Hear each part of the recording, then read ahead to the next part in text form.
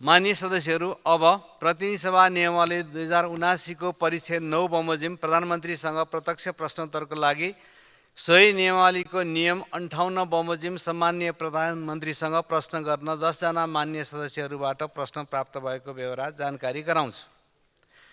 यस परिच्छेद बमोजिम प्रधानमन्त्रीसँग प्रत्यक्ष प्रश्नोत्तरमा स्पष्टीकरण सोध्ने व्यवस्था नरहेको पनि जानकारी गराउँछु। साथै सम्माननीय प्रधानमन्त्रीसँग प्रश्न गर्नुहुने माननीय सदस्यहरूले 1 मिनेटभित्र आफ्नो प्रश्न राखिदिनुहुन समेत म अनुरोध गर्दछु।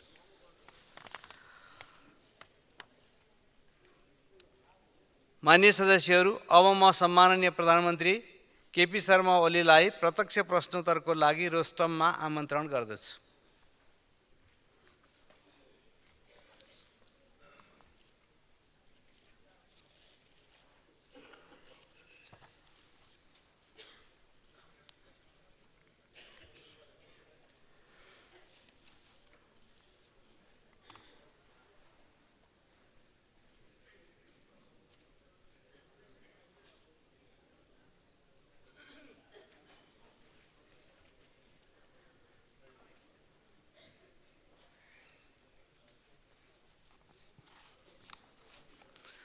माननीय सदस्यहरू, अब प्रधानमन्त्रीसँग प्रत्यक्ष प्रश्नोत्तर कार्यक्रम प्रारम्भ हुन्छ। सर्वप्रथम प्रश्नकर्ता माननीय सदस्य प्रकाश ज्वालालाई सम्माननीय प्रधानमन्त्रीसँग प्रश्न सोध्न अनुमति दिन्छु। सम्माननीय सभामुखज्यू, सम्माननीय प्रधानमन्त्रीज्यू, तपाईले तामझामका साथ शिलान्यास गरेका 165 निर्वाचन क्षेत्रीय रणनीतिक सडकहरू बजेटको अभावमा अलपत्र र अधुरा छन् भने पालिका अस्पतालहरू कतिका जग मात्र बसेका छन्, कतिका पिलर मात्र अस्थिपञ्जर जस्तै उभिएका छन्। रणनीतिक सडकहरू र पालिका अस्पतालहरूको लागि बजेटको व्यवस्था गरेर काम सम्पन्न गर्ने योजना के छ? प्रधानमन्त्रीज्यू, सिद्धबाबा सुरुङ मार्गको ब्रेक थ्रुलाई सरकारको सबैभन्दा ठुलो उपलब्धिको रूपमा लिनुभयो, तर अघिल्लो सरकारको बेलामा ब्रेक थ्रु भएको नागढुङ्गा सुरुङ मार्ग सञ्चालनमा ल्याउन सरकार किन उदासीन छ? राप्ती लोकमार्ग र कर्णाली राजमार्ग अत्यन्त जीर्ण भई जनताले निकै शास्ति भोगिरहेका छन्। उक्त योजनाहरूको लागि पर्याप्त बजेट व्यवस्था गरी स्तरोन्नति गर्नका लागि सरकारसँग के योजना छ? भूकम्प प्रभावित जाजरकोट, रुकुम पश्चिम, सल्यान लगायतका जिल्लाहरूमा भूकम्प पीडितहरूले अस्थायी आवासको लागि पाउनुपर्ने दोस्रो किस्ताको रकम समेत पाउन सकेका छैनन्। भूकम्प पीडितको पुनर्स्थापना र क्षतिग्रस्त संरचनाको पुनर्निर्माणको काम त सुरु पनि भएको छैन। छाप्रोमा बस्न विवश बाढी पहिरो पीडित र भूकम्प प्रभावित क्षेत्रका जनताका समस्या कहिले समाधान गर्नुहुन्छ? सहकारी पीडित, चर्को ब्याजबाट पीडित, लघुवित्त पीडित, मिटर ब्याज पीडित, गुठी पीडित मोय किसान, उचित मूल्य नपाएका उखु किसान, भुक्तानी नपाएका दुध किसान, महँगीको मारमा परेका आम जनसमुदायलाई सरकारले कहिले दिन्छ न्याय र राहत? धन्यवाद। अब सम्माननीय प्रधानमन्त्री केपी शर्मा ओलीलाई उक्त प्रश्नको जवाफ दिन अनुमति दिन्छु। सम्माननीय सभामुख महोदय, मान्यजीले प्रश्न गर्नुभएकोमा धन्यवाद भन्न चाहन्छु। मेरो अघिल्लो कार्यकालमा मैले निर्वाचन क्षेत्र रणनीतिक सडक र हरेक पालिकामा आधारभूत अस्पतालहरूको आवश्यकता महसुस गरी सोको निर्माणको सुरुवात गरेको थिएँ। तर त्यसको केही समयपछि नै सरकार परिवर्तन भयो र म बाहिरिएँ। त्यसपछि आउने सरकारहरूले ती कार्यक्रमहरू सबैलाई थाहा होला निरन्तरता दिएनन्, रद्द गरे, निर्माण रोकियो। प्रश्नकर्ता माननीय पनि त्यसपछिका सरकारमा भौतिक पूर्वाधार मन्त्री हुनुहुन्थ्यो कि जस्तो लाग्छ। कार्यक्रमहरू रद्द गर्नेले नै फेरि 3 वर्ष कार्यक्रम रद्द हुने अनि कार्यक्रम किन पुरा भएन भनेर प्रश्न गर्ने, त्यसको प्रगति खोज्ने, त्यो किन सम्पन्न भएन भनेर सोध्ने हाम्रो अनौठाको संस्कार छ। उपरोक्त सबै सडक र अस्पतालहरूको निर्माण सम्पन्न गर्न ठुलो बजेटको आवश्यकता पर्छ। ती अस्पतालहरू केही सङ्ख्यामा निर्माण सम्पन्न भएका छन्। मान्यजीले भन्नुभयो जस्तो केहीका जग बसेका छन्, केही अलपत्रै छन् भने जस्तो होइन, केही त निर्माण कार्य सम्पन्न भएर उद्घाटन भएर सुचारू भइसकेका छन्। केही केही सङ्ख्यामा निर्माण सम्पन्न भएका छन् भने उपलब्ध स्रोत र साधनलाई ध्यानमा दिई बाँकी सडक र अस्पतालहरू प्राथमिकतापूर्वक अहिले निर्माण भइरहेका छन्। हामी फेरि सरकारमा आएको 7 महिना 8 महिना भयो होला। सरकारले स्वास्थ्य क्षेत्रलाई उच्च प्राथमिकता दिएको छ। स्थानीय तहमा 5, 10 र 15 बेडका अस्पतालहरू निर्माणाधीन छन् या निर्माण भइरहेका छन्। अस्पतालको पूर्वाधार निर्माण र जनशक्ति व्यवस्थापनका लागि उपलब्ध स्रोत र साधनको प्राथमिकताका साथ विनियोजन गरिरहेको र आगामी वर्ष पनि प्राथमिकतापूर्वक विनियोजन गरिनेछ। नेपालभर रहेका हरेक निर्वाचन क्षेत्रहरूमा तुलनात्मक रूपमा घना बस्ती भएका स्थानहरू एवं स्थानीय प्राथमिकतामा परेका रुट हुँदै जाने भएकाले निर्वाचन क्षेत्र रणनीतिक सडक कार्यक्रम प्रभावकारी साबित भएको छ। हालसम्म यसको प्रगति करिब 58% रहेको छ अथवा आधारभूत र अप्ठ्यारा खण्डहरू सकिएका छन्। अब माथिको कम्प्लिसनको पाटोतिर त्यसलाई निर्माण सम्पन्न गर्ने पाटोतिर छ। त्यसकारण 40-42% काम बाँकी भए पनि अब सहज खण्ड चाहिँ बाँकी छ।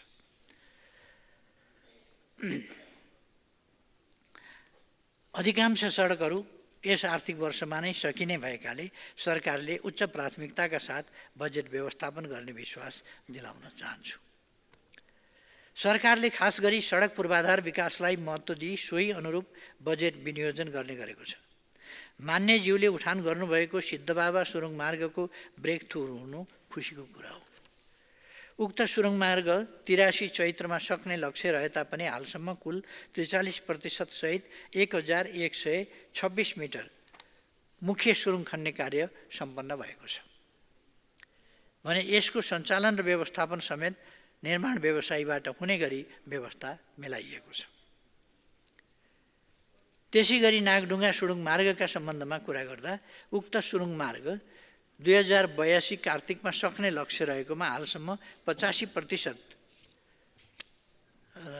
प्रगतिसहित अत्यावश्यक पर्ने लाइटिङ भेन्टिलेसनहरूको कार्य भइरहेकोले निर्माण कार्य सम्पन्न हुने चरणमा रहेको छ। यसैगरी राप्ती लोकमार्ग यो केही समय अगाडि ब्रेक थ्रु भएको भन्ने यहाँ उल्लेख गर्नुभएको छ। सायद यो त्यस बेला म थिइनँ ब्रेक थ्रु हुँदा भनेको हो कि, तर यो सुरुङ मार्ग पनि मैले नै प्रारम्भ गरेको कुरो यसो स्मरण गराउँ कि जस्तो लाग्यो। राप्ती लोकमार्गमा 60 करोड बराबरको स्रोत सुनिश्चित गरी निर्माण कार्य अगाडि बढाइँदैछ। कर्णाली राजमार्गको जीर्ण खण्डहरूमा मर्मत कार्यहरू भइरहेको अवस्था छ। जाजरकोट भूकम्पबाट प्रभावित जिल्लाहरूमा हालसम्म 3 अर्ब 95 करोड 65 लाख रकम निकासा भइसकेको छ। रुकुम र जाजरकोट जिल्लामा जिल्ला विपद व्यवस्थापन समितिबाट सिफारिस भई रितपूर्वक आएका सबै भूकम्प प्रभावितका लागि प्रथम र दोस्रो किस्ताको रकम पठाइसकिएको छ। 2081 माघ महिनामा मात्रै भूकम्प प्रभावितहरूका लागि थप रु 80 करोड निकासा भएको छ। जाजरकोट भूकम्पको विस्तृत क्षति आकलनका लागि इन्जिनियरहरूको पहिलो टोली यसै हप्तादेखि फिल्डमा खटिने छ। मनसुनजन्य विपद एवं भूकम्पबाट प्रभावितहरूको समस्या समाधानका लागि विपद व्यवस्थापन राष्ट्रिय परिषदको मिति 81 पौष 28 गते बसेको बैठकले रु 1 अर्बको पुनर्निर्माण तथा पुनर्स्थापना योजना स्वीकृत गरी निजी आवास र भौतिक पूर्वाधार पुनर्निर्माणको लागि स्पष्ट मार्गचित्र तयार भएको छ। सोको प्राथमिकताको आधारमा कार्यान्वयन हुँदै जानेछ। यो भूकम्प गएको भनेको गत वर्ष कार्तिकतिर गएको थियो, म सम्झाउन चाहन्छु।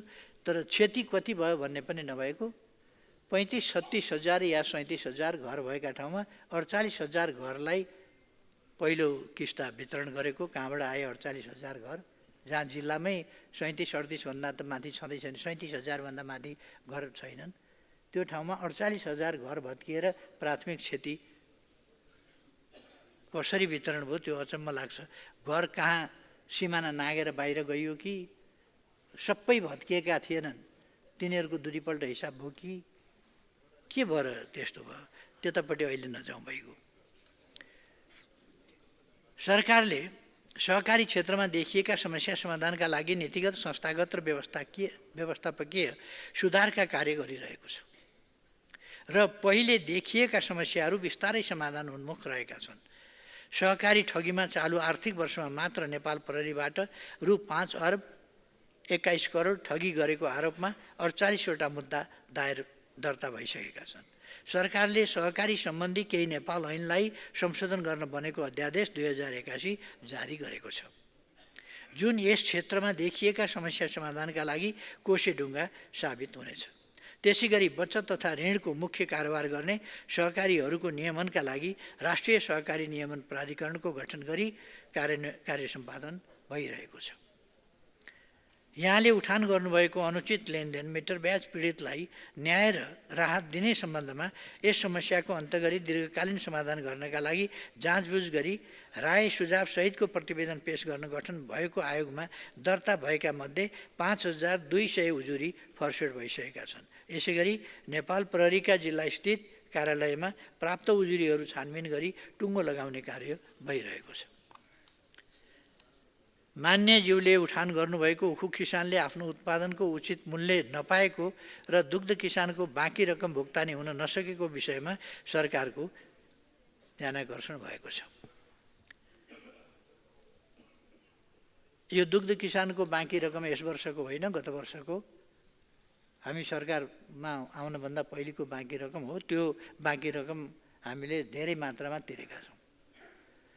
यसै सन्दर्भमा उखु किसानले आफ्नो उत्पादनको उचित मूल्य पाउन् भन्ने उद्देश्यले उखु क्रसिङ हुनु पूर्व नै नेपाल सरकारले उखुको खरिद मूल्य तोक्ने गरेको छ। सरकारले निर्धारण गरेको खरिद मूल्यमा कृषकहरूबाट उखु खरिद गरी तुरुन्तै भुक्तानी दिन उखु मिलहरूलाई निर्देशन दिइएको छ। चालु आर्थिक वर्षका लागि मङ्सिर महिनामा उखुको खरिद मूल्य रु 585 प्रति क्विन्टल तोकिएको छ। गत वर्ष आफूले उत्पादन गरेको उखुलाई मिलमा क्रसिङ गराएका 8 जिल्लाका करिब 65,000 कृषकहरूलाई सम्बन्धित उखु मिलले दिने खरिद मूल्यका साथै नेपाल सरकारले रु 70 प्रति क्विन्टलका दरले 1 अर्ब 44 करोड 92 लाख रकम अनुदान प्रवाह गरेको छ। यस सम्बन्धमा चाहिँ अहिलेको अर्थतन्त्रलाई हेरेर अलिक पुनः विचार गर्नुपर्ने अवस्था पनि देखिन्छ। अब दुग्ध किसानको भुक्तानी सम्बन्धमा दुग्ध विकास संस्थानले हालसम्म 2 अर्ब 4 करोड रकम भुक्तानी दिइसकेको छ। दुग्ध विकास संस्थानलाई दुध बिक्री गर्ने सबै कृषकहरूको भाद्र मसान्तसम्मको बाँकी रकम भुक्तानी भइसकेको छ भने बाँकी रकम पनि क्रमशः भुक्तानीको प्रक्रियाका लागि अघि बढाएको छ। केही निजी डेरीहरूले कृषकहरूलाई भुक्तानी गर्न बाँकी रहेको दुध बिक्री रकम यथाशीघ्र भुक्तानी गर्न निर्देशन दिएको छ। जनतालाई मान्य सदस्यहरू आपसमा कुराकानी नगरिकन प्रश्नको उत्तर सुन्न म अनुरोध गर्छु। निजी डेरीहरूले कृषकहरूलाई भुक्तानी गर्न बाँकी रहेको दुध बिक्री रकम यथाशीघ्र भुक्तानी गर्न निर्देशन दिइएको छ। जनतालाई महँगीको मारबाट मुक्त गर्न नियमित रूपमा चाडबाडको समयमा सघन रूपमा बजार अनुगमन गर्ने गरिएको छ। खाद्य व्यवस्था तथा व्यापार कम्पनी लिमिटेड र साल ट्रेडिङ लिमिटेड जस्ता सार्वजनिक संस्थानबाट चाडबाड लक्षित सुपथ मूल्य पसल देशका विभिन्न स्थानमा सञ्चालन गर्ने गरिएको छ। कानुन विपरीतका क्रियाकलाप कोही कसैले गरेमा प्रचलित कानुन बमोजिम कारबाही गर्न सरकार प्रतिबद्ध छ।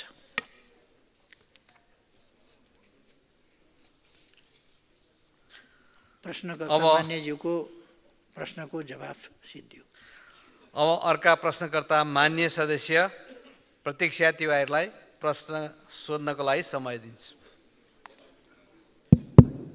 सम्माननीय सभामुख महोदय मार्फत सम्माननीय प्रधानमन्त्रीज्यूलाई प्रश्न।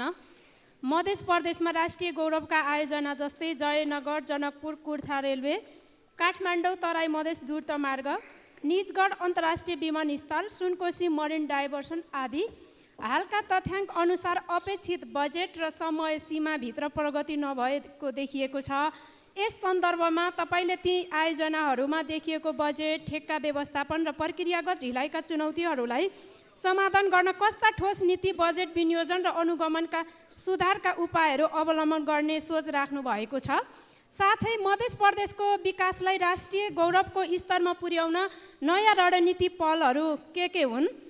चुरे दोहनका कारण मध्य प्रदेशमा खानेपानीका मुहान सुक्नुका साथै वातावरण प्रदूषणको समस्या बढ्दो छ, जसकारण मानव जीवनमा गम्भीर समस्या पैदा भएको छ। यस्तै कोशीदेखि नारायणी नदीसम्म चुरेको काखमा कृत्रिम नहर निर्माण गरी चुरे तथा तराई रिचाइ, सिँचाइ, खानेपानीको समस्या समाधान गर्न उपयुक्त हुने देखिन्छ। यस सन्दर्भमा चुरे दोहन अन्त्य गर्न नेपाल सरकारको योजना के छ? अब सुक्खा मौसमसँगै वर्षा नहुन्जेलसम्म खानेपानीका चापाकल, नदीनाला सुकी पानीको हाहाकार बढ्नेछ। खानेपानी व्यवस्थापनको लागि तत्कालीन र दीर्घकालीन ठोस योजना के छ जान्न चाहन्छु। धन्यवाद। अब सम्माननीय प्रधानमन्त्रीजी जवाफ दिनुहुन।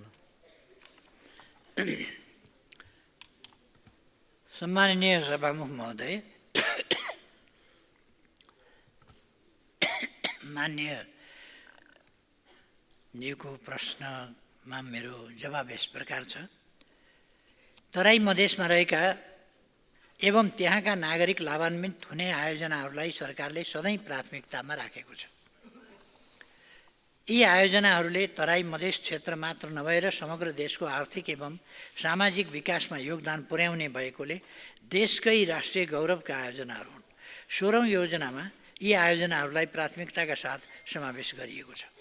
आवधिक योजनाको लक्ष्य अनुरूप हरेक वर्ष नीति तथा कार्यक्रम एवं बजेटमा पनि यस्ता आयोजनामा उल्लेखनीय बजेट विनियोजन गरी आयोजना कार्यान्वयनमा संलग्न निकायहरूलाई क्रियाशील बनाइएको छ।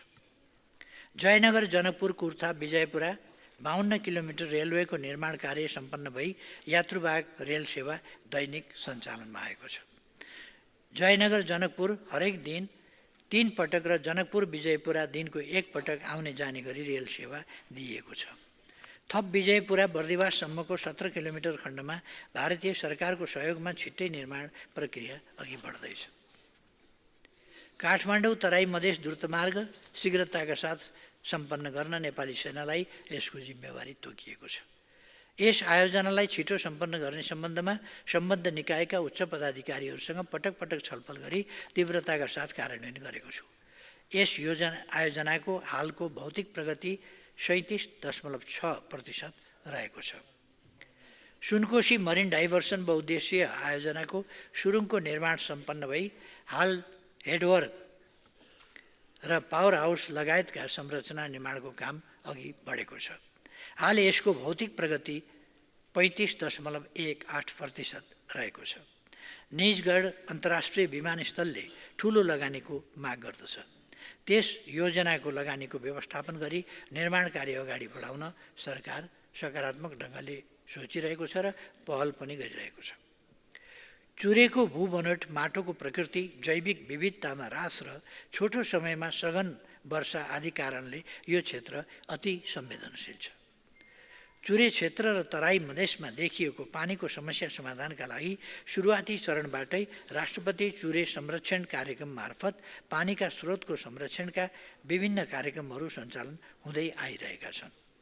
हालसम्म 657 वटा भूमिगत जल पुनर्भरण, पोखरी निर्माण तथा संरक्षण, 159 वटा तालतलैया तथा सिमसार व्यवस्थापन, 176 वटा rain water runoff harvesting dam, 76 वटा जल पुनर्निर्भरण एवं संरक्षण, पोखरी निर्माण, 548 वटा पानी मुहान संरक्षण तथा कुवा उत्खनन लगायतका कार्य सम्पन्न गरिएको छ। चुरेको संरक्षण गरी वातावरण संरक्षण, खानेपानीको आपूर्ति व्यवस्थापन जस्ता जनतासँग प्रत्यक्ष सम्बन्धित रहेका विषयमा सरकारले उच्च प्राथमिकता दिएको छ। मान्यज्यूको प्रश्नको जवाब यति नै। सभामुख महोदय। महोदय। अब अर्का प्रश्नकर्ता माननीय सदस्य प्रतिमा गौतम, प्रश्न राख्नुहोस्।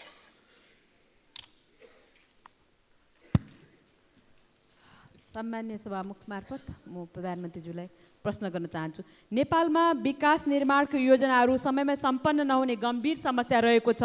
एउटा आयोजना सम्पन्न हुन औसत करिब 15 वर्ष लाग्ने अवस्था रहेको तथ्यले देखाउँछ, जसका कारण राष्ट्रिय गौरवका ठुला आयोजना जस्तै सिक्टा सिँचाइ आयोजना, बबई सिँचाइ आयोजना, राष्ट्रिय प्राथमिकताका आयोजना र अत्यावश्यक परियोजनाहरू समेत दशकौँसम्म अधुरो रहेका छन्। झन् ठुला आयोजनालाई बहुवर्षीय बनाउने र न्यून बजेट ठुच्चाएर होल्ड गर्ने प्रवृत्तिले स्रोत सुनिश्चित नहुनु र आयोजनालाई भुक्तानी प्रक्रियामा ढिलाइ हुनु, यस्ता परियोजनाहरू समयमै सम्पन्न नहुनुको प्रमुख कारण रहेका छन्। स्थिर र दीर्घकालीन वित्तीय व्यवस्थापनको अभावले निर्माण कार्य अत्यन्तै सुस्त बनाउनुको साथै लागत अत्याधिक वृद्धि गरिरहेको छ। यसले निर्माण व्यवसायहरूलाई वित्तीय सङ्कटमा पार्नुका साथै सर्वसाधारणले तोकिएको समयमा सेवा उपयोग गर्न नपाउने अवस्था सृजना भएको छ भने लागत बढ्ने गरेको छ, जसले राष्ट्रिय विकासको गति अवरुद्ध गर्दै नेपालको आर्थिक वृद्धिमा समेत नकारात्मक प्रभाव परिरहेको छ। मेरो प्रश्न यो छ, नेपालमा ठुला राष्ट्रिय परियोजनाहरू दशकौँसम्म अधुरै रहने समस्यालाई समाधान गर्न र आयोजना समयमा नै सम्पन्न गर्नका लागि सरकारले बजेट व्यवस्थापन, स्रोत सुनिश्चितता र भुक्तानी प्रक्रियामा सुधार गर्न के कस्ता प्रयास गरिरहेको छ? कानुनमा समस्या हो या कार्यान्वयनमा, नियममा हो वा नियतमा? बहुवर्षीयको नाममा योजना बनाउने, न्यून स्रोत छुट्याउने र प्रगति नहुने अवस्था कसरी रोक्न सकिन्छ? यस्ता परियोजनाहरूलाई प्रभावकारी बनाउन र समयमै सक्न के कस्ता योजनाहरू सरकारको छ? साथै विगतमा देखेको ढिलाइ गर्ने, काम सम्पन्न नगर्ने, नगराउने प्रवृत्तिलाई रोक्न सरकारले के कस्तो ठोस कदमहरू चाल्दैछ? सभामुखज्यू मार्फत म प्रधानमन्त्रीज्यूलाई प्रश्न गर्न चाहन्छु। सम्मानीय प्रधानमन्त्री। सम्मानीय सभामुख महोदय, म मान्यज्यूले उठाउनुभएका प्रश्नहरूको जवाब प्रस्तुत गर्दछु। मान्यज्यूले उठाउनुभएको सिक्टा सिँचाइ र बबई सिँचाइ आयोजना लगायतका राष्ट्रिय गौरव र राष्ट्रिय प्राथमिकताका ठुला आयोजनाहरू समयमा सम्पन्न गर्ने विषयमा म पनि गम्भीर र संवेदनशील छु। मेरो सरकार गठन भएपछि यी आयोजनाहरू समयमै सम्पन्न गर्न तथा निर्माण व्यवसायीको भुक्तानीको समस्या समाधान गर्न मैले सुरुदेखि नै पहल गरिरहेको छु। आर्थिक वर्ष 2080-81 को अन्त्यमा भुक्तानी गर्न बाँकी रहेको दायित्वमध्ये हालसम्म रु 22 अरब 43 करोड 36 लाख भुक्तानी भइसकेको छ। यसै सन्दर्भमा ठुला राष्ट्रिय परियोजनाको लागि स्रोतको समस्या आउन नदिन सम्बन्धित मन्त्रालयलाई बजेट तर्जुमाका लागि प्रदान गरिएको बजेट सिलिङबाट त्यस्ता आयोजनाका लागि सो आर्थिक वर्षमा आवश्यक पर्ने रकम विनियोजन गरी इयरमार्क गरेपछि मात्र अन्य यो आयोजना तथा कार्यक्रममा बजेट छुट्याउने गरी नीतिगत प्रबन्ध गरिएको छ।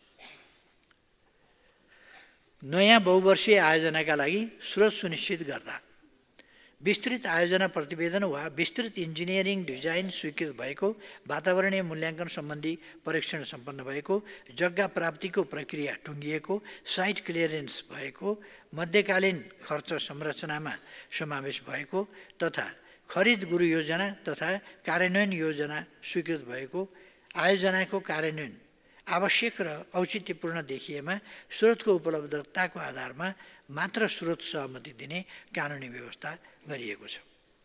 राष्ट्रिय गौरवका आयोजना तथा अन्य ठुला राष्ट्रिय आयोजनाका लागि स्रोतको अभाव हुन नदिन सम्बन्धित मन्त्रालयका लागि विनियोजित बजेटमध्ये कुनै कार्यक्रम सञ्चालन हुन नसक्ने वा कुनै शीर्षकमा विनियोजित बजेटमध्ये केही वा पुरै बचत हुने भएमा रकमान्तर मार्फत त्यस्ता महत्त्वपूर्ण आयोजनाका लागि बजेट व्यवस्थापन गर्न अर्थ मन्त्रालयले नीतिगत तथा प्रक्रियागत सहजीकरण गर्ने गरिएको छ।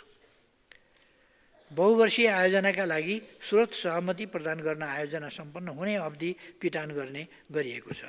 ठुला राष्ट्रिय परियोजनाको नियमित अनुगमन गरी भौतिक तथा वित्तीय प्रगतिको आधारमा आवश्यक बजेट व्यवस्थापन गर्ने गरिएको बेहोरा समेत जानकारी गराउन चाहन्छु। मैले विश्वासको मत लिने क्रममा प्रतिनिधि सभाको बैठकमा मन्तव्य दिँदा नेपालमा विगत लामो समयदेखि जकडिएर रहेको काम हुँदैछ, वर्क इन प्रोग्रेस भन्ने संस्कृतिको ठाउँमा थालेको काम सक्छौँ भन्ने मान्यता स्थापित गर्ने र यसका लागि विकास निर्माण सम्बन्धी नीतिगत सुधार गर्ने प्रतिबद्धता व्यक्त गरेको थिएँ।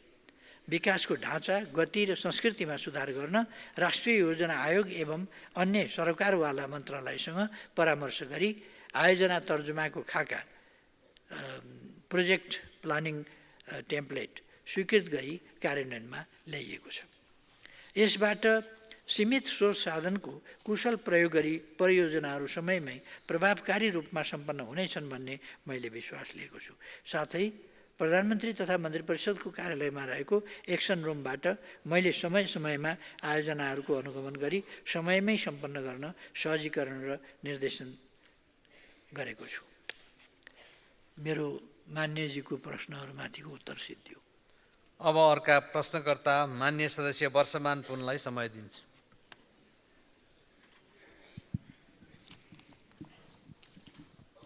सम्माननीय सभामुखज्यू, सम्माननीय प्रधानमन्त्रीज्यू, अर्थतन्त्रमा शिथिलता आएको छ, जनताको चुलो महँगीको मारमा परेको छ, पुँजीगत खर्च भइरहेको छैन, युवाहरूको पलायन बढेको बढै छ, समग्र अर्थतन्त्र सुधार गर्न सरकारको नीति र प्राथमिकताहरू के छन्?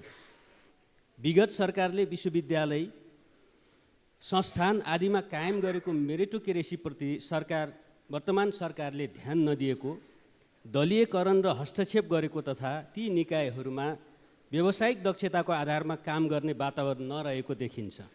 सरकारले त्यसलाई सुधार गर्न के कस्तो सोच बनाएको छ? सत्तापक्षका नेता र माननीयज्यूहरूले अध्यादेशको औचित्य पुष्टि गर्न पटक पटक संसदले कानुन बनाउनै सकेन भन्ने गरेको सुनियो। कानुनको मसौदा गर्ने, संसदमा प्रस्तुत गर्नेदेखि पारित गर्ने सम्मको प्रमुख जिम्मेवारी सरकारको हो। हामी सबैलाई थाहा छ, बहुमतले विधेयक पारित हुन्छ, 2/3 बहुमतको दाबी गर्ने सत्ता पक्षले संसदमा बहुमत गुमाइसकेको हो र कि संसदको गरिमालाई होच्याउने नियतले त्यस्ता कुरा गर्नुभएको हो? धन्यवाद। सम्मानीय प्रधानमन्त्री जवाफ दिनुहोस्। सभामुख महोदय, रुचिकर प्रश्नहरू छन्। मान्यजीलाई प्रश्नका लागि धन्यवाद भन्न चाहन्छु। देशको अर्थतन्त्रबारे चिन्ता गर्नुभएकोमा यसअघिका अर्थमन्त्री समेत रहनुभएका प्रश्नकर्ता मान्यजीलाई धन्यवाद नदिई कसरी बस्ने। 7 महिना अगाडि तपाईँ आफै अर्थमन्त्री हुनुहुन्थ्यो। त्यस समयभन्दा अगाडि र त्यस यताको मूल्यवृद्धिको अनुपात हेर्न म यहाँलाई आग्रह गर्दछु।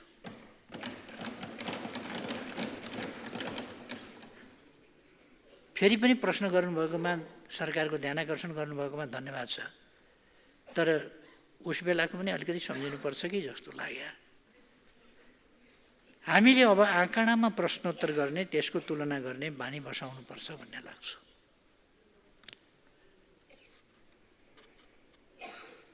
तपाईँको अर्को प्रश्न छ, पुँजीगत खर्च भइरहेको छैन। हो, हाम्रो पुँजीगत खर्च कम छ, तर मान्यज्यू अर्थमन्त्री भएको अवधिको तुलनामा भने अलि बढी नै छ। यसै अवधिको तुलनामा चालु आर्थिक वर्षको 6 महिनाको पुँजीगत खर्च 15%ले वृद्धि भएको छ। हाम्रो अर्थतन्त्रमा सुस्तता एकै दिनमा आएको होइन र सुस्तता एकै दिनमा हट्ने पनि होइन। हामी सरकारमा आएपछि अर्थतन्त्र सुधारका लागि गम्भीर रूपमा काम गरिरहेका छौँ र सुधारका केही नतिजाहरू पनि देखिएका छन्। असारमा धान नरोपेपछि नै हो मङ्सिरमा धान नफल्ने।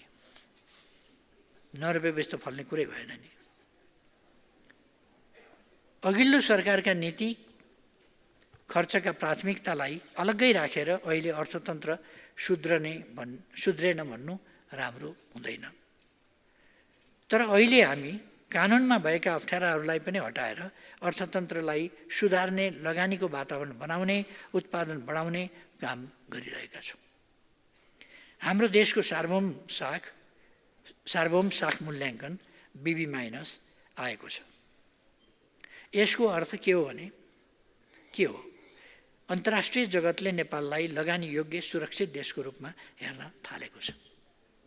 कर तथा भन्सार प्रणालीलाई डिजिटल बनाउँदै महसुल भुक्तानी सहज पारिएको छ। नेपाल राष्ट्र ब्याङ्कले ब्याज दरलाई घटाउने नीति ल्याएसँगै बैङ्कहरूको ब्याज दर एकल अङ्कमा झरिसकेको छ। अब उद्योग, व्यापार र स्टार्टअपहरूका लागि राम्रो अवसर छ। मान्यजीको अर्को प्रश्न छ विश्वविद्यालयमा मेरिटोक्रेसी बारे।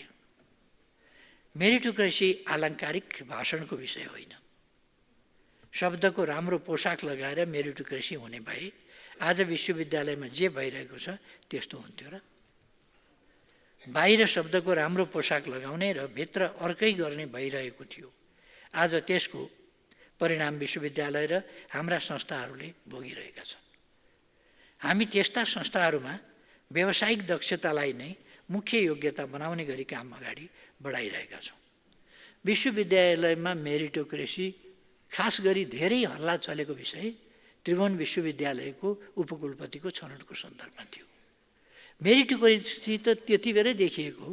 प्रथम अङ्क प्राप्त गर्नेलाई मेरिटोक्रेसीमा नदिएर द्वितीय अङ्क प्राप्त गर्ने, तृतीय अङ्क प्राप्त गर्नेलाई अगाडि सारेकोबाटै मेरिटोक्रेसी प्रश्न भएन र? मेरिटोक्रेसीको नगरा बजाइयो, धिमे बजाइयो, के बाजा छन् पञ्चे बाजा बजाइयो, धुमधाम मनाइयो, मेरिटोक्रेसी भनियो। भरे त फर्स्ट हुने आउट, सेकेन्ड हुने इन। त्यही हो त मेरिटोक्रेसी। त्यसकारण गजबको मेरिटोक्रेसी त्यो थियो। अहिले त्यो मेरिटोक्रेसी भनेको होइन, मेरिटको आधारमा हुनुपर्छ भनेको हो।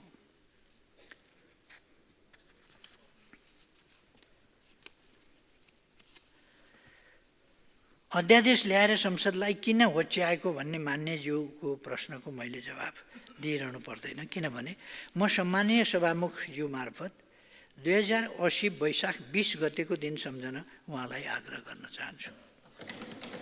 त्यस दिन उहाँ आफै सम्मिलित सरकारले संसद सुरु हुनुभन्दा 4 दिन अघि अध्यादेश ल्याएको थियो।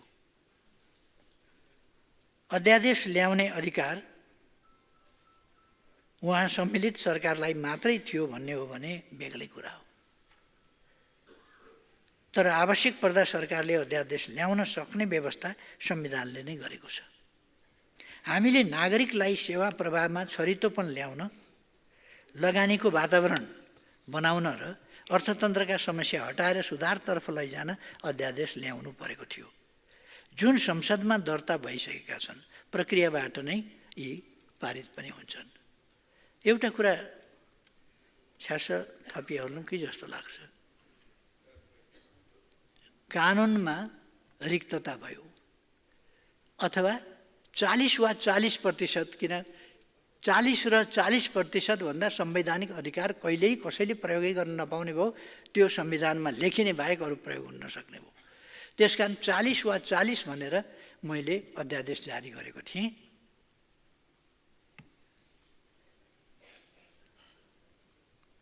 मैले बिर्सेँ त्यसको विरोध कसले गरेका थियौँ पनि, निकै कडै विरोध गरेका थियौँ जस्तो लाग्छ मलाई। यो लोकतन्त्र सिद्ध्याउन खोज्यो, संविधान मास्न खोज्यो, संविधान विरोधी प्रधानमन्त्री आदि इत्यादि भनिएन, संविधान पल्टाउने कोसिस गरिएन, विरोध जोड जुलुमसँग भयो। मलाई मात्रै संविधानको कार्यान्वयन गर्नु पनि थिएन। त्यसो भए लौ न त, मैले अध्यादेश फिर्ता लिएँ। पछि त मेरै पार्टी फुटाउनलाई 20 वा 20 भनेर अध्यादेश जारी गरे होइन र? 20 वा 20%। अस्ति अध्यादेश ल्याउन भन्दा अगाडि मैले धेरै हल्ला सुने पार्टी फुटाउनका लागि। मैले अस्ति पनि यसै सदनमा उभिएर भने, कुनै पार्टी फुटाउने, कसैको पार्टी फुटाउने वा जोडिदिने मेरो काम पनि होइन र म त्यता लागेको पनि छैन। मेरो त्यो सौखको विषय होइन र यस्ता खुद्रा विषय मेरो कार्यसूचीमा छैनन्। मैले त्यो भनेको थिएँ। र अहिले ल्याएको मैले त्यस प्रकारको अध्यादेश पनि ल्याएको छैन। त्यो यस संसदमा विधिवत कानुनी प्रारूप दिनै पर्नेछ। त्यो कमसेकम म कसैको पार्टी फुटाउने ध्येय राखेर 20 वा 20 भन्ने चाहिँ ल्याउने छैन। 20 वा 20 जस्तो प्रावधान चाहिँ ल्याउने छैन। त्यति चाहिँ म भनिराखौँ। कसैको पार्टी फुटाउनु पर्ने आवश्यकता पनि छैन र त्यो हाम्रो काम पनि होइन। कुन पार्टी फुट्छ, कुन पार्टी फुट्दैन, त्यो मान्यजीहरूको विषय हो। त्यो खुदै पार्टीको विषय हो, हाम्रो विषय होइन।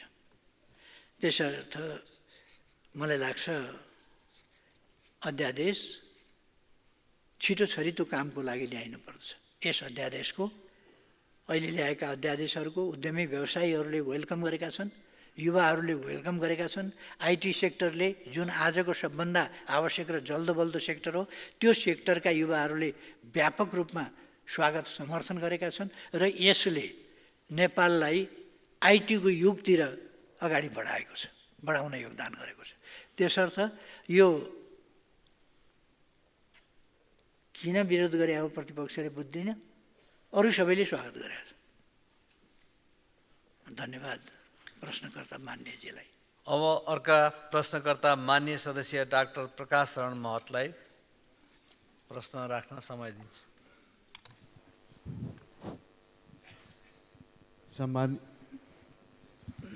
सम्मान्य सभामुख महोदय, सम्मान्य प्रधानमन्त्रीज्यूलाई मेरो दुईटा जिज्ञासाहरू छन्। पहिलो, यहाँको नेतृत्वमा बनेको नेपाली काङ्ग्रेस र नेकपा एमाले सहितको सरकारसँग अर्थतन्त्रमा देखिएका गतिरोधहरूलाई कम गर्दै गतिशील बनाउने ठुलो जनअपेक्षा छ। अध्यादेश मार्फत आएका केही कानुनी सुधारले लगानीको वातावरण निर्माण गर्न केही मद्दत पुग्ने अपेक्षा गरिएको छ।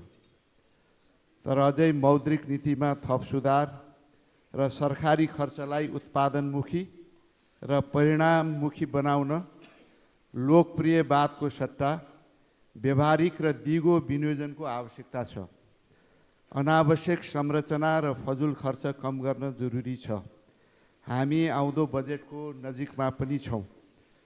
सम्मान्य प्रधानमन्त्रीज्यूले प्राथमिकतामा आधारित परिणाममुखी विनियोजनका लागि के कस्तो तयारी हुँदैछ, साथै समग्र अर्थतन्त्रलाई चलायमान बनाउन आवश्यक दोस्रो चरणको आर्थिक सुधारको बारेमा सरकारले के सोचेको छ। दोस्रो मेरो जिज्ञासा छ, स्थिरता दिने लक्ष्यका साथ यो सरकार बनेको छ। मुख्य गठबन्धन दलहरू बीचको उच्च कोटिको तालमेल, विश्वास र लक्ष्यप्रतिको समान लयले यो लक्ष्य प्राप्त हुनेछ। यसमा अहिलेसम्मको सम्मान्य प्रधानमन्त्रीको अनुभव के छ? धन्यवाद। अब सम्मान्य प्रधानमन्त्रीज्यू। सभामुख महोदय, मान्य सदस्यज्यूको प्रश्नको जवाफ यस प्रकार छ। सर्वप्रथम अर्थतन्त्रलाई गतिशील बनाउने सम्बन्धमा मान्यज्यूले राख्नुभएको सुझावका लागि धन्यवाद। यस विषयमा मैले यसअघि नै केही कुरा स्पष्ट पारिसकेको छु।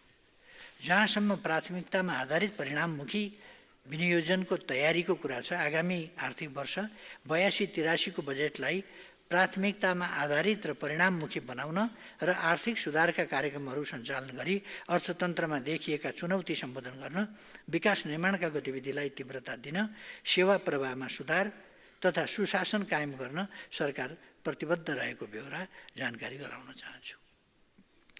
चालु खर्चमा मितव्ययिता कायम गर्दै पुँजीगत खर्चमा वृद्धि तथा आयोजना कार्यान्वयनमा सुधार गर्न बजेट तर्जुमा गर्दा एवं आयोजना छनौट तथा प्राथमिकीकरण गर्दा आयोजना बैंकमा प्रविष्टि भएको, क्षेत्रगत प्राथमिकतामा परेको लगानीको स्रोत सुनिश्चितता भएको, छोटो समयमा प्रतिफल दिने, आयोजना, वर्गीकरण, मापदण्ड बमोजिम आयोजनाको सम्पूर्ण पूर्व तयारीका काम सम्पन्न भएका आयोजना मात्र छनौट गर्ने व्यवस्था मिलाइनेछ। यसै गरी आयोजना कार्यान्वयनमा शीघ्रता ल्याउन, ठेक्का व्यवस्थापनमा देखिएका समस्या समाधान गर्न, सार्वजनिक खरिद कानुनमा सामयिक संशोधन गर्न र अन्तर्तह तथा अन्तर्निकाय समन्वय कायम गर्न संयन्त्रहरूलाई क्रियाशील बनाइनेछ। यसै गरी हालै जारी अध्यादेश मार्फत भएका नीतिगत र कानुनी सुधारले व्यावसायिक वातावरणमा सुधार आउने र लगानी अभिवृद्धि भई आर्थिक गतिविधि बढ्ने विश्वास लिएको छु। विकास, समृद्धि र स्थिरताका लागि नै नेपालको प्रजातान्त्रिक आन्दोलनमा महत्त्वपूर्ण भूमिका रहेका दुई ठूला राजनीतिक दलहरूसहित अन्य दलहरू मिलेर वर्तमान सरकारको गठन गरिएको। गठबन्धनमा रहेका दलहरूबीच मुलुकको विकास र समृद्धिलाई निरन्तरता दिई राजनीतिक स्थिरता कायम गर्दै अगाडि बढ्ने विषयमा सत्ता साझेदार दलहरूबीच कुनै शङ्का उपशङ्का गर्न जरुरी छैन। हामीबीच उच्च विश्वास र समझदारी रहेको छ। धन्यवाद। अब अर्का प्रश्नकर्ता माननीय सदस्य प्रभु हजारा।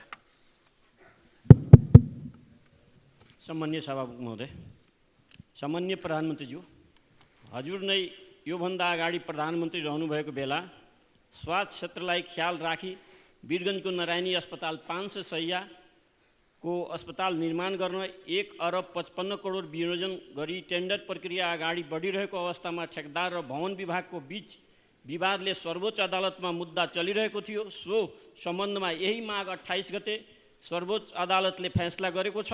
उक्त फैसलाबाट भवन निर्माणको लागि मार्ग प्रशस्त भएको छ। त्यस भेगमा जनताले सम्माननीय प्रधानमन्त्रीज्यूप्रति धेरै आभारी छन्। यो कार्यलाई सम्पन्न हुने गरी अगाडि नेपाल सरकारको कसरी सोच रहेको छ। त्यसै गरी विगत 4 वर्षमा मुलुकको चालु खर्च 100% बढ्यो, तर राजस्व अपेक्षित अनुसारको उठ्न सकेको छैन। वित्तीय व्यवस्थापन खर्च बढेको छ। यस्तो अवस्थामा चालु खर्चको दायरा घटाउँदै उल्लेखनीय मात्रामा पुँजीगत खर्च बढाउनु कस्तो योजना बनाउनु भएको छ? साथै चैत वैशाख महिना आउनु लागेको छ। देशमा अब हावाहुरी आउनेछ। तराईमा आगलगी र पहाडमा डढेरो हुनेछ। यसको पूर्व तयारी कस्तो अवस्थामा छ? हालै सरकारले एउटा निर्णय गरेको छ। सचिव स्तरीय निर्णयहरू मन्त्री परिषदमा नलैजाने। त्यसका लागि मैले यो सरकारको ठुलै सुशासनको बलियो पाइला हो। यसका लागि म सरकारलाई धन्यवाद दिन चाहन्छु। धन्यवाद। सम्माननीय प्रधानमन्त्रीज्यू। सम्माननीय सभामुख महोदय, मलाई अलिकति खुट्टामा थोरै समस्या भएको हुनाले कुर्सी प्रयोग गर्ने गरिएकै छ। कुर्सीले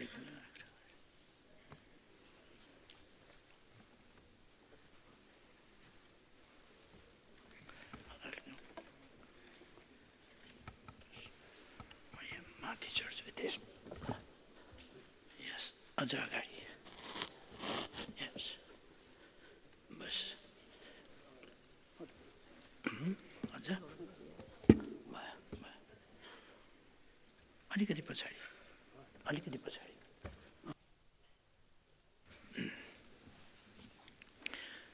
सम्मानीय सभामुख महोदय, वीरगञ्ज स्थित 500 शय्याको नारायणी अस्पताल निर्माण गर्ने सम्बन्धमा सम्मानित सर्वोच्च अदालतमा मुद्दा परेकोले केही समय निर्माण कार्यमा ढिलाइ भएको हो। अदालतको फैसला पश्चात निर्माण कार्य अगाडि बढाउन आगामी आर्थिक वर्षमा कार्यक्रम तथा बजेट व्यवस्थापन गरिने विश्वास दिलाउन चाहन्छु। चालु खर्च घटाई पुँजीगत खर्च बढाउन सरकारले विभिन्न कदम चालेको छ। साथै सार्वजनिक खर्चलाई मितव्ययी तथा प्रभावकारी बनाउने सम्बन्धी मापदण्ड 2081 नेपाल सरकारबाट स्वीकृत भई कार्यान्वयनमा ल्याइएको छ। पुँजीगत खर्च बढाउन गत आर्थिक वर्षको सृजित दायित्व रकमान्तर मार्फत भुक्तानी सहजीकरण गरिएको छ। न्यून विनियोजन भएका कम प्राथमिकताका विकास नतिजाहरूको हिसाबले कम महत्त्वका र पूर्व तयारी पुरा नभएका आयोजना तथा कार्यक्रमको कार्यान्वयन स्थगित गरी यस्ता आयोजना तथा कार्यक्रममा विनियोजित रकम उच्च प्राथमिकताका साथ आयोजनामा रकमान्तर गर्ने विषयलाई सरकारले प्राथमिकता दिएको छ। राष्ट्रिय गौरवका आयोजना र राष्ट्रिय महत्त्वका प्राथमिकता प्राप्त आयोजना कार्यान्वयनमा स्रोतको अभाव हुन नदिने व्यवस्था मिलाइएको छ। साथै बहुवर्षीय आयोजनालाई व्यवस्थित गर्न आयोजनाको बहुवर्षीय ठेक्का सहमति सम्बन्धी मापदण्ड 2081 कार्यान्वयनमा ल्याइएको बेहोरा जानकारी गराउन चाहन्छु। आगलागी र डडेलोबाट हुने सम्भावित जोखिमको विषयमा सरकार संवेदनशील रहेको छ। हिउँदे वर्षामा आएको कमी र बढ्दो तापक्रमका कारण विगतभन्दा चाँडै डडेलो तथा आगलागीका घटनामा भइरहेको वृद्धिलाई मध्यनजर गरी सकेसम्म यस्ता घटना हुन नदिने र भइहालेमा सोको नियन्त्रण र न्यूनीकरणका लागि सबै जिल्लामा डडेलो तथा आगलागी नियन्त्रण पूर्व तयारी तथा प्रतिकार्य योजना बनाई कार्य गरेर निर्देशन दिइएको छ। नियोजित रूपमा वन डडेलो लगाउने व्यक्तिलाई प्रचलित कानुन बमोजिम कारबाही समेत गरिनेछ।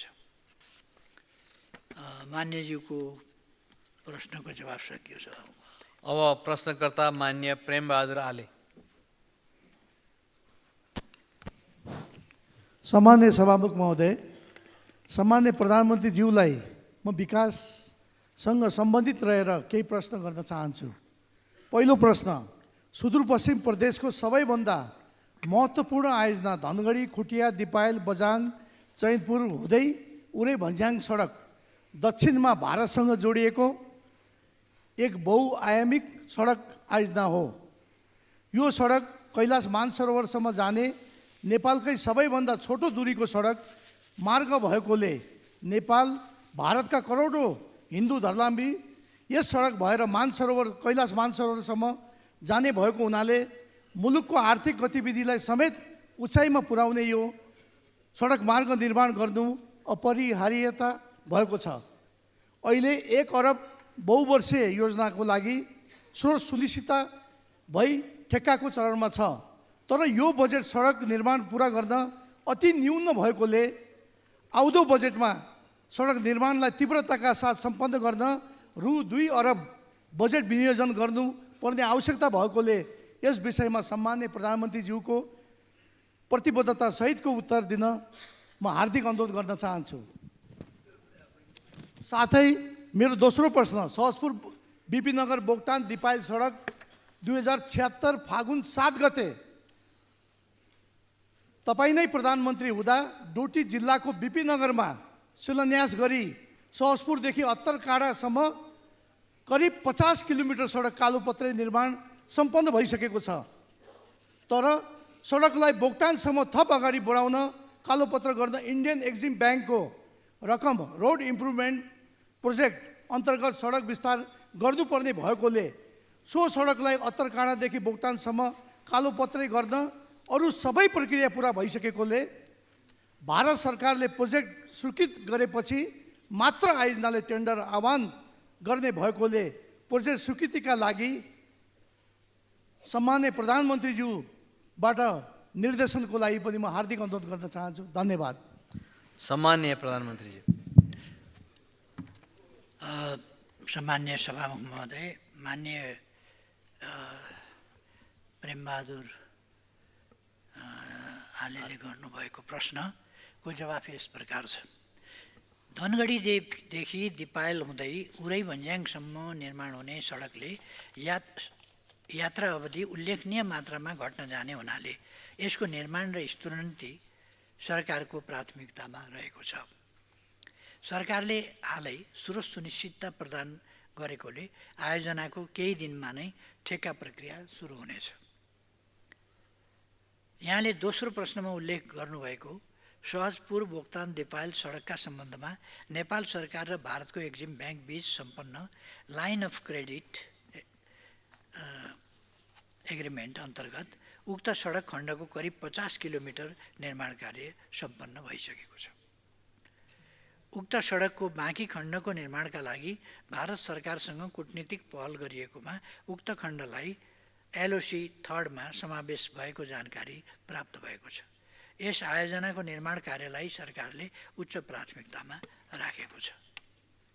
यति भन्दा जवाफ पुग्छ जस्तो लाग्छ सभामुख महोदय। अब प्रश्नकर्ता माननीय सदस्य प्रेम सुवाल।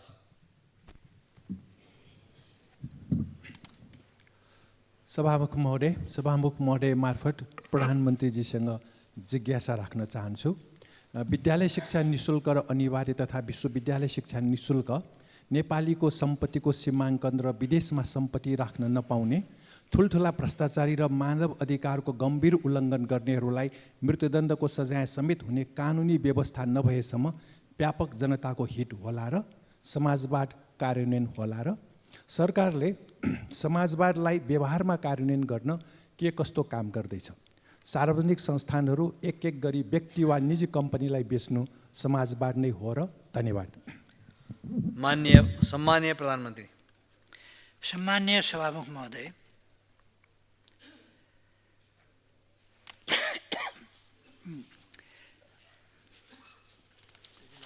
मान्यज्यूले उठाउनु भएको पहिलो प्रश्नको विषयमा म प्रश्न पार्न चाहन्छु। नेपालको संविधानले आधारभूत तहसम्मको विद्यालय शिक्षा निशुल्क र अनिवार्य एवं माध्यमिक तहसम्मको शिक्षा निशुल्क पाउने व्यवस्था गरे बमोजिम कार्यान्वयन भइरहेको मान्यज्यूलाई जानकारी गराउन चाहन्छु। स्रोत साधनले भ्याएसम्म भविष्यमा विश्वविद्यालय शिक्षा समेत कसरी सबैको पहुँचभित्र अर्थात् सकेसम्म निशुल्क कसरी बनाउने त्यसतर्फ पनि सरकारको ध्यान गएको छ। नेपालको संविधानको धारा 25 मा सम्पत्तिको हक अन्तर्गत प्रत्येक नागरिकलाई कानुनको अधीनमा रही सम्पत्ति आर्जन गर्ने, भोग गर्ने, बेचबिखन गर्ने, व्यावसायिक लाभ प्राप्त गर्ने र सम्पत्तिको अन्य कारोबार गर्ने हक हुनेछ भन्ने विषय समावेश गरिएकोमा जग्गाको हदबन्दीको व्यवस्था र प्रगतिशील कर प्रणाली अवलम्बन गरिएबाट सम्पत्तिको सीमाङ्कनको प्रबन्ध भएकै देखिन्छ। जहाँसम्म विदेशमा सम्पत्ति राख्न नपाउने कानुनी व्यवस्था गर्न मान्यज्यूले उठाउनु भएको विषय छ। विदेशमा लगानी गर्न प्रतिबन्ध लगाउने ऐन 2021ले कसैले विदेशमा कुनै किसिमको विदेशी सेक्युरिटी, विदेशी फर्मको साझेदारी, विदेशी बैंक अकाउन्टेन्ट, विदेश स्थित घर जग्गामा लगानी गर्न नपाउने व्यवस्थाले उक्त कार्यलाई निषेध गरेकै अवस्था छ। गैर कानुनी तवरबाट विदेशी मुद्रा अपचलन गरेको भेटिए विदेशी विनिमय नियमित गर्ने ऐन 2019 अनुसार कारबाही गर्ने गरिएकै छ। अर्को कुरा के भने अब यो आइटी जस्तो कम्पनीहरूले यहीँ बसेर पनि काम गर्नका लागि तर जुन देशमा काम गर्ने हो त्यहाँ कम्पनी खोल्नुपर्छ। त्यसकारण आइटीको उत्पादन र व्यापार गर्न सक्ने त्यस प्रकारको स्तरमा नेपाली युवाहरू पनि गइसकेको हुनाले युवाले सस्तोमा त्यहाँ एउटा कुनै अरबौँ राखेर होइन, केही युरो, केही डलर, केही थोरै, केही फ्र्याङ्क वा केही अरू रकम, अरू मुद्रा, पाउन्ड कुनै राखेर उनीहरूले कम्पनी खोल्न सक्छन् र त्यो कम्पनी भएपछि त्यहीँबाट कारोबार गरेको, त्यो कम्पनी मार्फत कारोबार भएको देखिने हुनाले यहाँबाट यहीँ बसेर आइटी को काम चाहिँ नि विदेशको पनि गर्न सकिन्छ र विदेशी मुद्रा पनि आर्जन गर्न सकिन्छ। यहीँ बसेर राम्रो काम गर्न सकिन्छ। आफै आफ्ना लागि रोजगारीका अवसरहरू पनि सिर्जना गर्न सकिन्छ। यस्ता प्रश्नहरूमा अब कन्जर्भेटिभ हुनु हुँदैन। समयअनुसार हामीले चल्न जानेनौँ भने र समयअनुसार कुन चिज कसरी गर्ने भन्यो भने अरूले आएर यहाँ आइटीका विभिन्न प्रकारका सेवाहरू प्रभाव गर्ने र पैसा लिएर जाने, तर हामीले चाहिँ बाहिर कम्पनी खोल्न नदिने, बाहिर कारोबार गर्न नदिने हुँदाखेरि त्यसको असर चाहिँ हामी कहाँ प्रतिकूल पर्ने, त्यो स्थितिलाई अन्त्य गर्नुपर्छ भनेर हामीले तत्सम्बन्धी व्यवस्था पनि गरेका छौँ।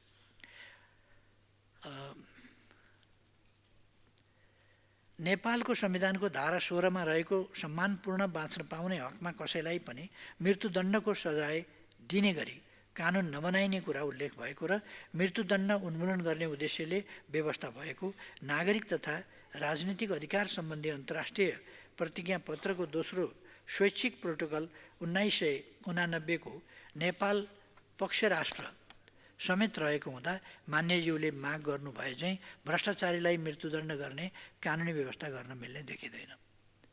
अर्को कुरा, भ्रष्टाचारी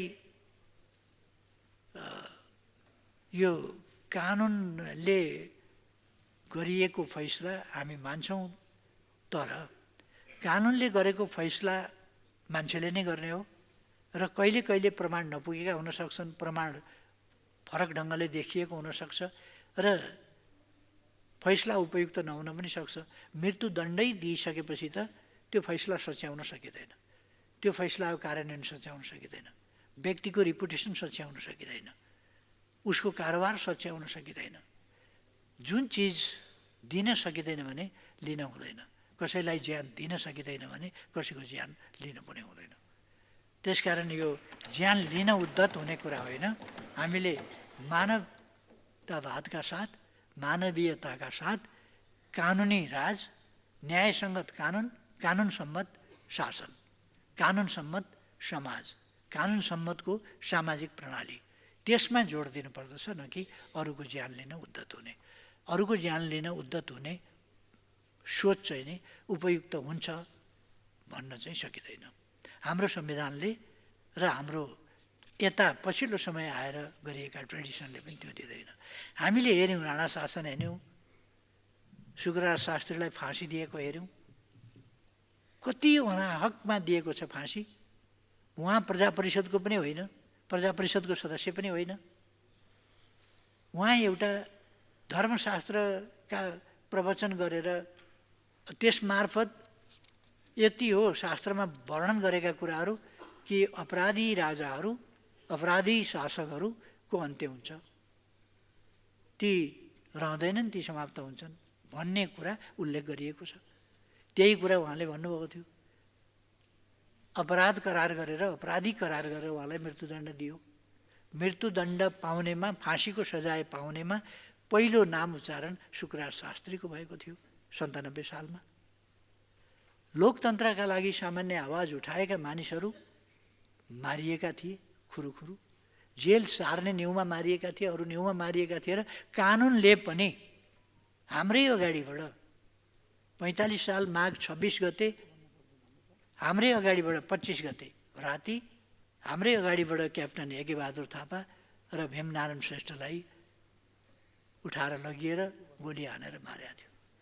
कानुनले नै मृत्युदण्ड दिएको थियो, तर हामीलाई थाहा छ यथार्थमा भीमनारायण श्रेष्ठ त्यस बाटोबाट हिँड्दै हुनुहुन्थ्यो, उहाँलाई कहाँ बम विस्फोट हुन्छ थाहा थिएन र उहाँलाई त्यहीँ पुगेकै ठाउँमा बाटोमा हिँड्दा हिँड्दै बम विस्फोट भयो, उहाँ घाइते हुनुभयो। एकातिर बम विस्फोटबाट घाइते हुनु छ, अर्कातिर अपराधी बम पड्काउने भन्ने आरोपका साथ उहाँलाई मृत्युदण्ड दिनु छ। यदि मृत्युदण्ड त्यति बेर नपाएको भए, 2 महिना बाँचेको भए भुट्टो काण्डले त्यसलाई माघ 25 गतेको कुरा त्यो थियो, माघ 25 गतेबाट चैत 25 सम्म पुग्दा त आन्दोलनले अर्को रूप लिएको थियो र त्यो अवस्था नै सिर्जना हुँदैन थियो। त्यसर्थ मृत्युदण्ड दिइहालेपछि फर्किने ठाउँ हुँदैन, फर्काउने ठाउँ हुँदैन। र कसरी मृत्युदण्ड दिइन्छ भन्दा यो त पोलिटिकल कुरा भयो। क्रिमिनललाई भन्दा पोलिटिकल मुद्दा लगाएर भए त हुन्थ्यो नि, पोलिटिकल मान्छेलाई क्रिमिनल मुद्दा लगाएर हत्या गर्छ नि त। त्यसकारण कुन पोलिटिकल मान्छेलाई पोलिटिकल भनेर धेरै सजाय दिएको छ, क्रिमिनल भनेर त सजाय दिएको छ। त्यसकारण नेपालको संविधान जानी बुझिकन सचेत ढङ्गले निर्माण भएको छ र मृत्युदण्डको पक्षमा हाम्रो संविधान पनि छैन, हाम्रो समाज पनि छैन। एकाध मान्छेले भन्नु बेग्लै कुरा हो।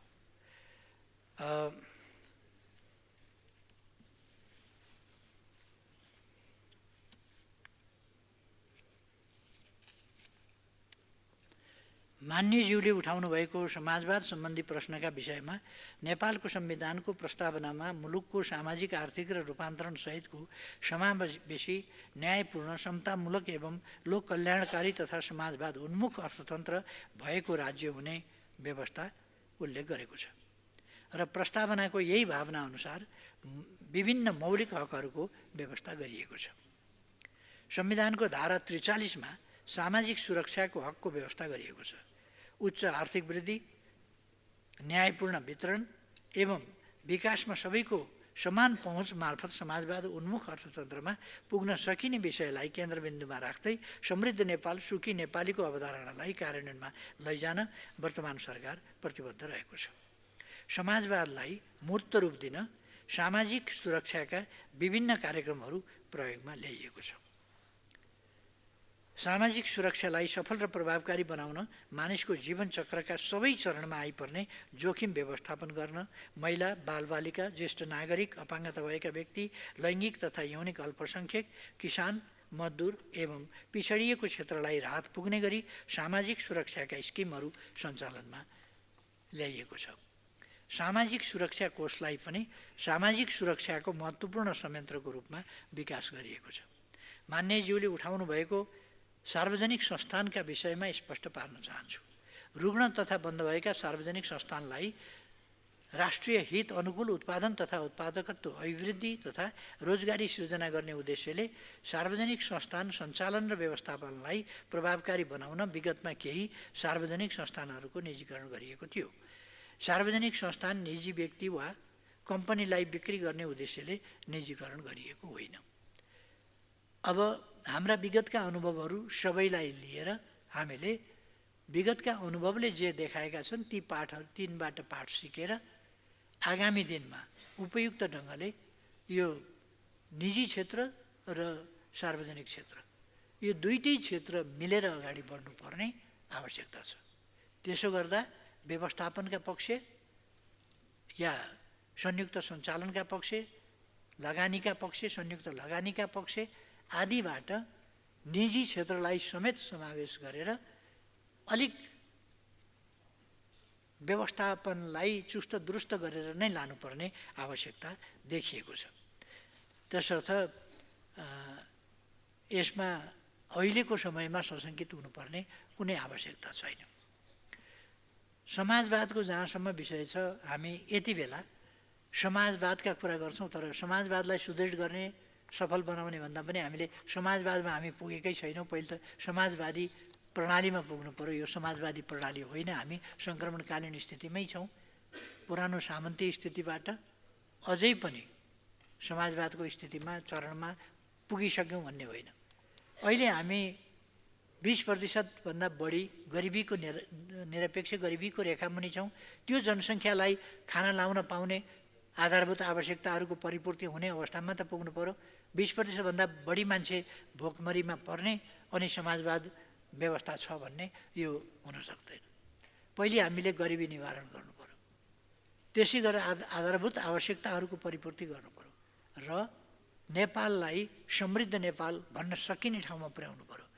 आम जनताको स्थिति आम्दानी र खर्चको हैसियतमा खर्च गरेर आम्दानी बचत हुने स्थितिमा नेपाली जनतालाई पुर्याउनु पर्यो।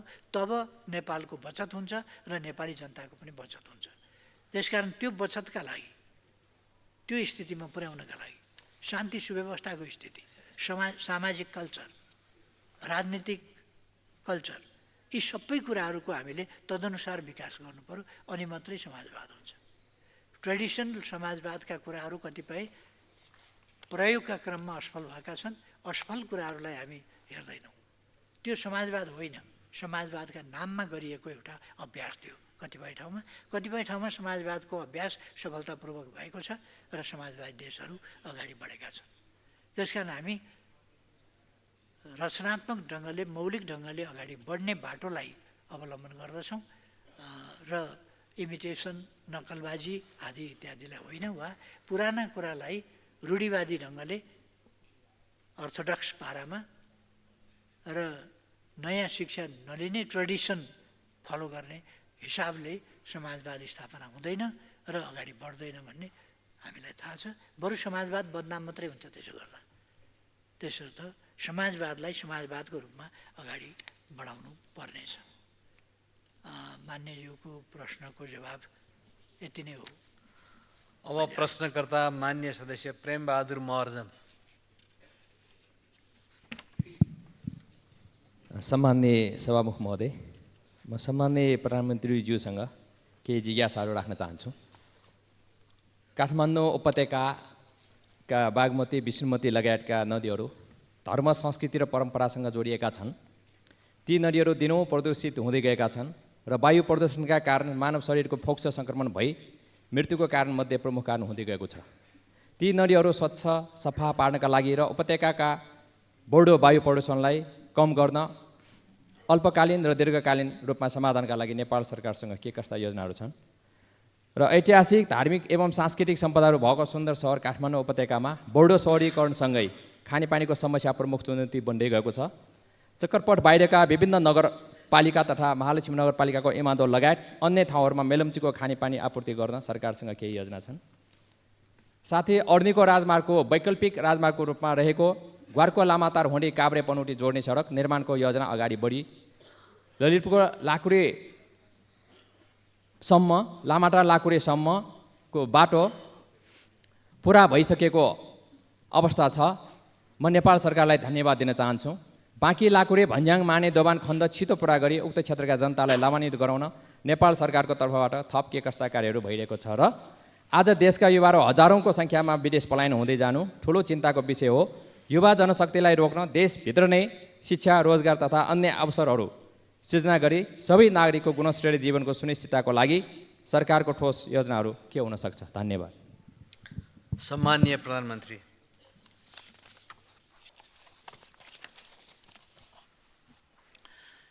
सम्मान्य सभामुख महोदय, म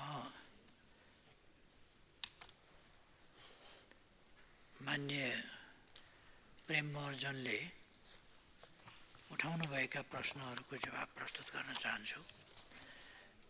काठमाडौँ उपत्यकाको हनुमन्ते, मनोहरा, बागमती र यसका सहायक नदीहरूमा सिधै मिसिरहेको फोहोर पानीलाई प्रशोधन गरी नदीहरूलाई पुनः जीवन्त बनाउने उद्देश्यले काठमाडौँ उपत्यकाको धोबीघाट, बालकुमारी, सल्लाघारी, हनुमानघाट, गोकर्णमा फोहोर पानी प्रशोधन केन्द्रहरूको निर्माण कार्य भइरहेको छ।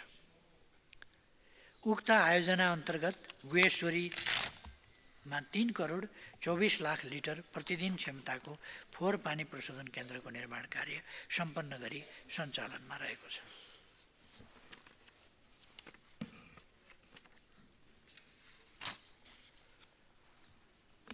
मध्यपुर ठुमी नगरपालिकाको मगर गाउँदेखि मनोहरा खोलाको दुवै किनारको पेप्सी खोला पुलसम्म र जडीबुटी पुलदेखि हनुमन्ते दोभान हुँदै बालकुमारी फोहोर पानी प्रशोधन केन्द्रसम्म इन्टरसेप्टर ढल निर्माण गर्ने कार्य भइरहेको छ। मान्यज्यूले उठाउनु भएको उपत्यकाको वायु प्रदूषण कम गर्ने योजनाका सम्बन्धमा प्रश्न पार्न चाहन्छु। बढ्दो सहरीकरण, जनसङ्ख्या वृद्धि, मानवीय क्रियाकलाप तथा अन्तर्देशीय प्रदूषित वायुको प्रवाह वायु प्रदूषणको मुख्य कारण रहेको छ।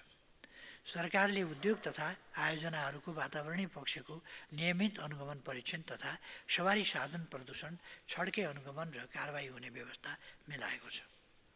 त्यस्तै नवीकरणीय ऊर्जा प्रवर्धन, विद्युतीय सवारी साधनको प्रयोगमा प्राथमिकता जस्ता कार्यक्रमहरूबाट सफा ऊर्जाको खपत बढ्ने हुँदा वायु प्रदूषण कम हुने अपेक्षा गरिएको छ। काठमाडौँ उपत्यकामा मेलम्ची खानेपानी आयोजनाबाट दैनिक 17 करोड लिटर खानेपानी वितरण भइरहेको छ। हाल चक्रपथभित्र मेलम्चीको खानेपानी वितरण भइरहेको छ भने चक्रपथ बाहिर उपत्यकाभित्रका अन्य स्रोतहरूबाट खानेपानी वितरण भइरहेको छ। बढ्दो सहरीकरणसँगै काठमाडौँ उपत्यकामा थप खानेपानीको माग भइरहेको अवस्थामा थप पानी आपूर्तिको लागि याङ्ग्री लार्के खोलाबाट दैनिक 34 करोड लिटर पानी ल्याउने विषयमा कार्य अघि बढाइएको छ।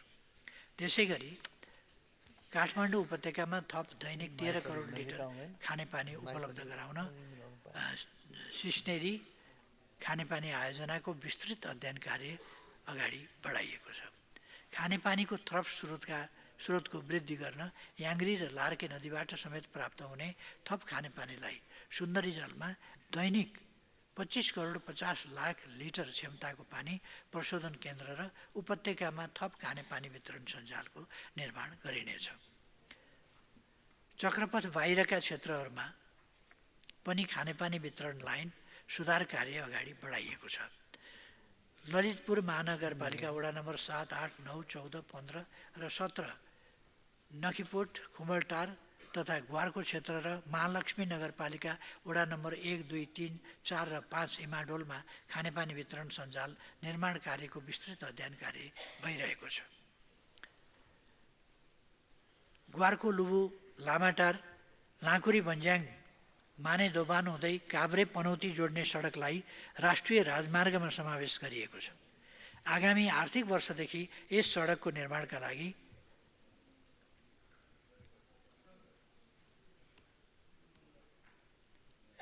बजेट व्यवस्थापन गरिनेछ। देशका युवाहरू विदेश पलायन भइरहेको प्रति मान्यज्यूको चिन्ता जायज नै छ। सरकारले देशभित्र गुणस्तरीय शिक्षा, रोजगारी र अन्य अवसरहरू सिर्जना गरी युवा पलायन रोक्न प्राथमिकताका साथ काम गरिरहेको छ। नेपालको संविधानले रोजगारीको हकको सुनिश्चितता गरे बमोजिम सरकारले आर्थिक नीति तथा कार्यक्रम र बजेट मार्फत रोजगारी सिर्जना हुने गरी कार्य गरिरहेको छ। स्थानीय स्तरमा बेरोजगार युवालाई रोजगारीको अवसर प्रदान गर्न उत्पादकत्व र रोजगारी अभिवृद्धि हुने खालका कार्यक्रमलाई प्राथमिकता दिई सोही बमोजिम सबै कार्य अगाडि बढाइएको छ। देशमा लगानीको वातावरण निर्माण गरी रोजगारी सिर्जना गर्न कानुनी तथा संस्थागत सुधारका लागि सरकारले निरन्तर काम गरिरहेको छ। देशभित्र रोजगारीका अवसर सिर्जना गर्नका लागि स्टार्टअप उद्यमलाई 25 लाखसम्मको सहुलियतपूर्ण कर्जा प्रदान गरिएको छ। चालु आर्थिक वर्षमा यस कार्यक्रमबाट 1000 जनाले सहुलियतपूर्ण कर्जा प्राप्त गर्ने गरी काम भइरहेको जानकारी गराउँदैछु। र अलिकति खानेपानीको बारेमा म खानेपानी र वायु प्रदूषणको बारेमा फेरि थप केही कुरा राख्न चाहन्छु। त्यो के भने वायु प्रदूषणको कुरा चाहिँ यो हामीले यहाँ उद्योगलाई कडाइ गर्ने, उद्योगबाट चाहिँ यो लोकल जनतामा असर नपरोस् भन्नका लागि हो। हाम्रा उद्योग छन् नै कति, त्यसले प्रदूषण गरेकै छ कति र केही ठाउँहरूमा खानेपानी के उद्योगहरूबाट निस्किएको विभिन्न फोहोर पदार्थहरूले कहीँ बिगारेको छ। एउटा त्यो समस्या छ। नत्र भने हाम्रा इटाभट्टाहरूले लोकल जनतामा प्रभाव, त्यहाँको स्वास्थ्यमा प्रभाव पार्नु एउटा कुरा हो। त्यहाँको स्वास्थ्यमा त गम्भीरै प्रभाव पार्छ। जहाँ इटाभट्टाहरूको सङ्ख्या धेरै छ त्यहाँ जनस्वास्थ्यमा गम्भीरै प्रतिकूल असर पार्दछ। तर आम रूपमा भन्ने हो भने एउटा हाम्रो आफ्नै कारणले भन्दा पनि एउटा त प्राकृतिक कारणले, त्यसमा मानवीय कमी कमजोरीहरू। अब मानवीय कमी कमजोरी मात्रै भनौँ भने अत्यन्त विकसित देशहरूमा अस्ति भर्खरै क्यालिफोर्नियामा विशाल आगलागीले समस्या उत्पन्न गरेको थियो। त्यो एमाजोन रेन फरेस्ट, त्यसमा हुने आगलागीले कहिले महिनौसम्म डढेलो त्यसरी लाग्छ र एउटा भयावह स्थितिको सिर्जना गर्छ। यसै गरेर हाम्रा पनि जङ्गलहरूमा प्राकृतिक कारणले पनि र मानवीय कमजोरीका कारणले पनि आगलागी हुन्छ। जुनसुकै कारणले आगलागी भए पनि वनमा हुने अत्यधिक आगलानी र त्यसबाट हुने कार्बन उत्सर्जन, त्यसले वातावरणमा ठुलो कार्बनमय बनाइदिन्छ हावालाई। त्यो ठुलो प्रदूषणको एउटा माध्यम हो। अर्को छुवाली र पराल, गहुँको छुवाली र पराल, यो गहुँको सिजनमा खास गरी अत्यन्तै ठुलो एरियामा छुवाली डढाएर त्यसको धुलो, त्यसले हिमाल पनि धेरै बिगारेको छ, वातावरण बिगारेको छ। खालि यहाँको हावा र प्रदूषणको मात्रै कुरा होइन, हिमाललाई ध्वस्त बनाएको छ त्यसले। त्यसकारण यसप्रति हामी धेरै सजग हुनुपर्ने छ र क्षेत्रीय स्तरमा पनि यस सम्बन्धमा हामीले गम्भीर रूपमा संवाद गर्नु र यस सम्बन्धमा ध्यानाकर्षण गर्नु र समाधान खोज्नु, साझा प्रयासबाट समाधान खोज्नु जरुरी छ। म त्यो पनि राख्न चाहन्छु। र अन्तर्राष्ट्रिय प्रयासहरू त छँदैछन् यसका लागि गर्नुपर्ने कुराहरू। खानेपानीको सन्दर्भमा हामीले मेलम्ची अथवा लार्केको पानी यी एउटा टनेलबाट आउने पानीमा मात्रै निर्विकल्प भएर त्यसमा मात्रै भर पर्नु पनि हुँदैन। अरू पनि सिस्नेरीको पानी ल्याउने कुरादेखि लिएर अहिले हामीले काठमाडौँ धाप भनेका छौँ। काठमाडौँ धापबाट एक स्तरमा भन्ने हो भने शिवरात्रि आउँछ, त्यस बेला बागमती सफा गर्न त्यहाँको पानी हामी छोड्छौँ र बागमती सफा गरिन्छ। चाडबाडहरूमा त्यस्ताहरूमा अथवा खानेपानीको साँच्चै अभाव परिहाल्यो भने खटाएर त्यहाँबाट छोड्ने पानीले पनि मद्दत पुर्याउँछ। त्यस्तै एउटा त्यो छ भने अर्को नाग के जाति भन्ने छ, यहाँ नाग के यहाँ बिर्सेँ मैले, नागमती हो, नागमती भन्ने ठाउँबाट त्यहाँबाट पनि हामी राम्ररी पानी रिजर्भर गरेर त्यहाँबाट पनि ल्याउन सक्छौँ। यस्तै काठमाडौँ वरिपरि अनेक पानीका पानीहरू जम्मा गर्ने, तालहरू निर्माण गर्ने राम्रा ठाउँहरू छन् र तिनीहरूलाई जम्मा गरेर तिनीहरूलाई तालको रूपमा विकास गरेर त्यो पानीले चाहिँ नि थुप्रै मद्दत पुर्याउन सक्छ वैकल्पिक रूपमा। यसै वर्षायाममा त सुन्दरी जलकै खानेपानीले पुग्छ। वर्षायाममा त जति पनि पानी परिहाल्यो हुन्छ, तर ड्राई सिजनमा हामीलाई मुस्किल पर्ने ठाउँहरू भनेका सिजन त्यो मुस्किल पर्ने बेलामा चाहिँ हामीले यस्ता अनेक विकल्पहरूबाट ल्याउन सक्छौँ र पानी प्रशस्त हुनसक्छ। र कहिले यदि धेरै भयो भने त्यसलाई बागमतीमा छोडेर बागमतीको प्रदूषण हटाउने काम गर्न सक्छौँ। थोरै भयो भनेदेखि खानपिन र सरसफाइमा लगाउँला, यस्ता कामहरू गर्न सक्छौँ। त्यसर्थ अनेक विकल्पमा हामी सोचिरहेका छौँ र त्यसमा काम पनि गरिरहेका छौँ, गर्न प्रारम्भ गरिरहेका छौँ। यति भन्न चाहन्छु मान्यज्यूको प्रश्नमा। अब अर्को प्रश्नकर्ता मान्य सदस्य प्रभु शाह। सम्मानीय सभामुख महोदय, म सम्मानीय प्रधानमन्त्रीजीलाई प्रश्न गर्न चाहन्छु। नेपाली नागरिकता परित्याग गरी विदेशी नागरिकता लिनेहरूको सङ्ख्या कति छ? उनीहरूको पैतृक सम्पत्ति के कति थियो र अहिले कुन अवस्थामा छ? ती अवैध सम्पत्तिहरूलाई राज्यको स्वामित्वमा ल्याउन तपाईँले के गर्नुभयो? खुलिआम हुन्डीबाट ती अवैध सम्पत्तिहरू विदेश लैजाँदा रोक्न नसक्ने सरकारलाई हामीले के भन्ने, सक्षम वा असक्षम? प्रधानमन्त्रीज्यू, ती अवैध सम्पत्तिलाई अब स्वदेश फिर्ता ल्याउने तपाईँको योजना के छ? झन्डै 70 लाखभन्दा बढी नेपाली युवाहरू अहिले वैदेशिक रोजगारमा छन्। उनीहरूको श्रम सम्झौता अनुसार प्रत्येक वर्ष झन्डै 40 खरबभन्दा बढी रिमिटेन्स नेपाल आउनुपर्ने हो।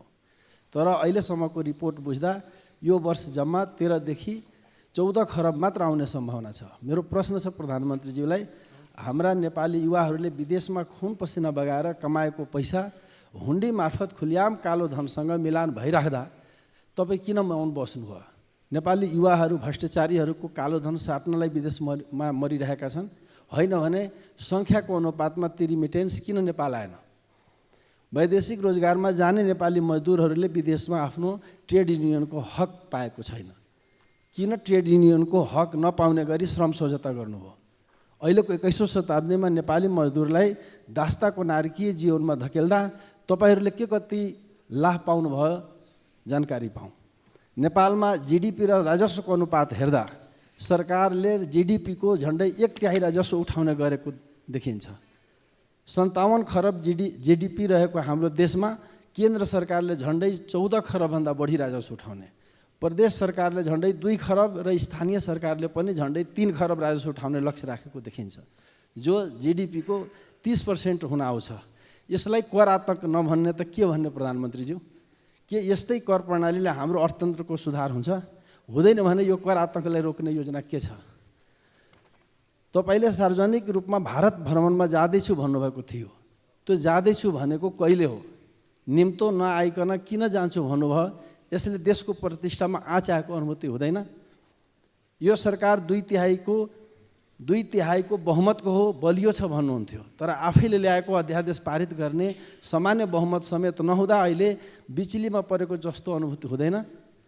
सत्ता सहयात्रामा रहेका दलहरू नै अध्यादेश अस्वीकार गर्ने निर्णय गरिसकेपछि अब तपाईँ कुन नैतिकताले पदमा बस्नुहुन्छ जान्न चाहन्छौँ।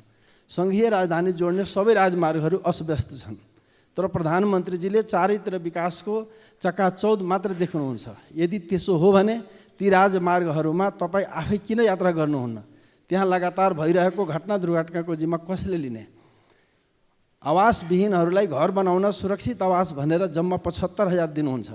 आजको युगमा 75,000मा के घर बन्छ? बन्दैन भने थाहा हुँदाहुँदै तपाईँले किन आवासविहीन गरिब दलितहरूसँग मजाक गर्नुभयो? प्रधानमन्त्रीजीले यसको जवाब दिनुहुन्छ भन्ने अपेक्षासहित धन्यवाद। सम्माननीय प्रधानमन्त्री।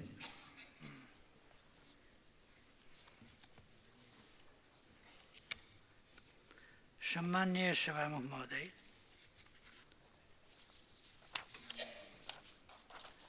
उहाँका प्रश्नहरू, उहाँका मनमा रहेका विरोध, घृणा, आक्रोश आदिले अपमानजनक समेत रहेका छन्। संसद जस्तो गरिमामय ठाउँमा यस्तो भाषा कि तपाईँलाई के लाभ भयो, विदेश युवा पठाएर जस्ता भाषा। म म्यान पावर कम्पनीको मान्छे हो। यो अहिले म सरकारमा आएपछि 8 महिनाबाट सुरु भएको हो। यो तपाईँले भने 70 लाख 8 महिनामा गएका हुन्। त्यसो भएर माननीय सदस्य यहाँ आसन ग्रहण गर्नुहोस्। मैले पहिला नै निर्देशन जारी गरिसकेको छु, यसमा दोहोरो बहस छलफलहरू हुँदैन भन्ने कुरा। त्यसकारण तपाईँ आसन ग्रहण गर्नुहोस्। माननीय सदस्य तपाईँ आसन ग्रहण गर्नुहोस्। सम्मानीय सभामुख महोदय, उहाँले मान्यजीले गर्नुभएका प्रश्नहरूमा खासै जवाफ दिइरहनु पर्ने छैन। सबैको उत्तर आफैले बोकेर आउनुभएको छ प्रश्नमा। त्यसकारण मैले धेरै उत्तर दिइरहनु परेन। यहाँलाई धन्यवाद छ।